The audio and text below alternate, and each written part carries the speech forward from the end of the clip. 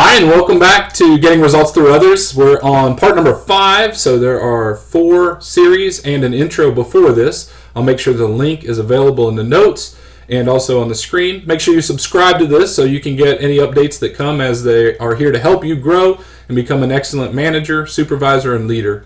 The name of this program is Getting Results Through Others, which is what a manager's job is to do at its highest level. And what we talked about in the introduction was that today many or most managers get what we call their MBA. They become a manager by accident or association. Maybe they're in the right place at the right time, son or daughter of the owner, maybe even the longest tenured employee. And one day you're a staff member and voila, the next day you are now a manager. And that's not necessarily a problem. In fact, we've said that it could even be one of the best opportunities. The problem is if we don't help you make that transition, if we don't get you the training on the skills required to get results through others. And so this program is designed to help you with that. We surveyed our clients and our customers and asked them what are the skills that are most necessary for a manager to get results through others. And we have this list we've been working our way through. We've got videos for these first 5, helping team members be more productive and communicating and connecting effectively, activity and results, clarifying goals and expectations. This one's going to be on motivating people to produce. Then we'll follow up with training techniques at work, decision making and problem solving, great synergistic teamwork, and also customer service and customer experience. And so this one we're going to talk about motivating people to produce. And I just want to start with the fundamental basics on this one. This video is probably the hardest one for me to shoot because there's so much to cover, but we do need to start with the fundamentals if you've never been exposed to that. And so let's just start by saying this, that inside all of us, there's a space between where we are now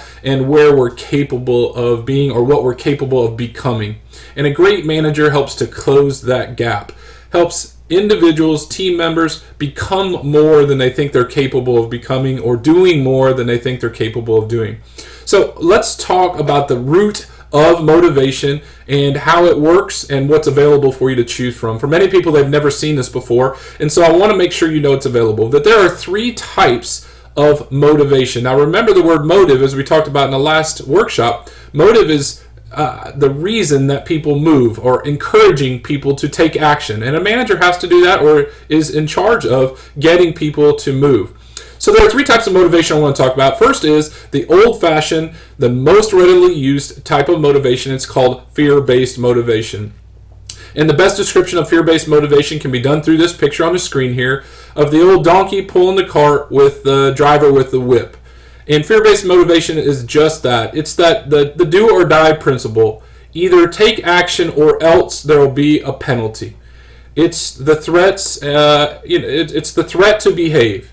And fear-based motivation works. I mean, it goes back as far in time as you can ever read, as back into the time of castles. If the farmers didn't do what they were supposed to do, if they didn't produce the crops they were supposed to produce, they were killed. And that's what happened in the old days. And it's evolved over time, but that's why unions were ultimately created, because people, bosses, managers, were being cruel to their employees. And fear-based motivation is that. Do it or else there will be a penalty. Do it or else you'll get fired. Do it or else you won't get a commission check. Do it or else I won't be your friend. You're forcing someone to take action, to be motivated. Again, I mentioned earlier, it works. It works to an extent. The problem with fear-based motivation is it does require an external source, a boss, a manager, someone external to drive the cart, so to speak, or to push the donkey with that whip, to whip that donkey.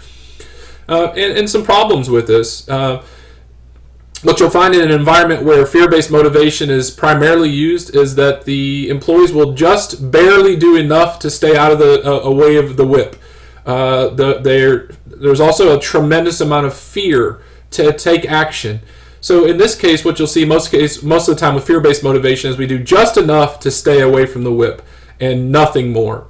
So again, it works. It's external. It's not necessarily the best method of motivation. So somebody came along and said, hey, that's not working. There's got to be a better way to motivate people. So another method, which most people think is the only other alternative, is what we call incentive-based motivation. Again, it can be best described by this picture here. And it just transitions. Only one thing changes. You still have the donkey pulling the cart. You still have the driver. But what you don't have here is the whip. And the whip has been replaced by the carrot dangling in front of the donkey. Now, a few things have to happen here for this donkey to be motivated to move. The donkey has to be hungry. The cart has to be light enough. The carrot has to be big enough. The stick has to be short enough. But when all of those things fall into place, the donkey will probably pull the cart and move. And so incentive-based motivation works. The problem with this is that people aren't donkeys. And so people need to be able to taste the carrot from time to time. And once you taste the carrot, then the carrot has to become bigger and bigger and bigger. So last year's carrot becomes this year's expectation. So incentive-based motivation works.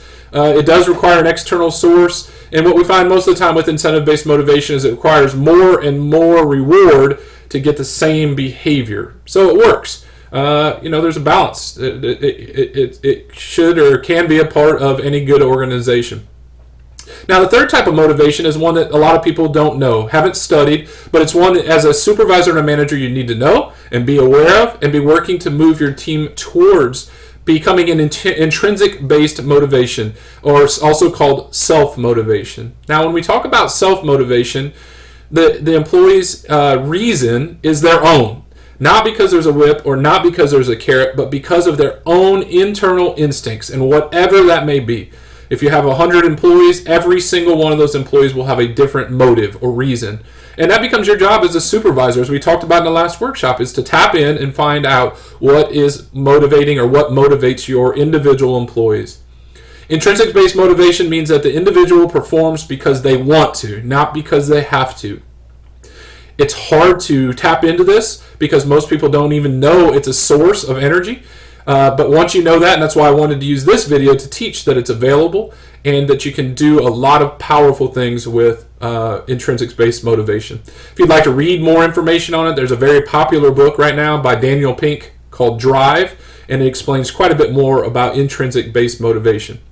So let's finish this one up. If our goal is to have people be self-motivated, let me give you 4 keys to creating a self-motivated employee. Number 1 is to help them crystallize their goals. That's what this is about. It's about them. And so although you still have to tie the organizational goals in, help them create their goals, which is exactly what I taught you on the last video that we worked with. That's how you tap into that intrinsic-based motivation. It becomes their goal. Number 2, focus on their strengths. Our culture oftentimes focuses on weaknesses and make your weaknesses better. But what we talk about and coach here is to focus on their strengths and make sure to play to their strengths. Number 3 is to use positive reinforcement.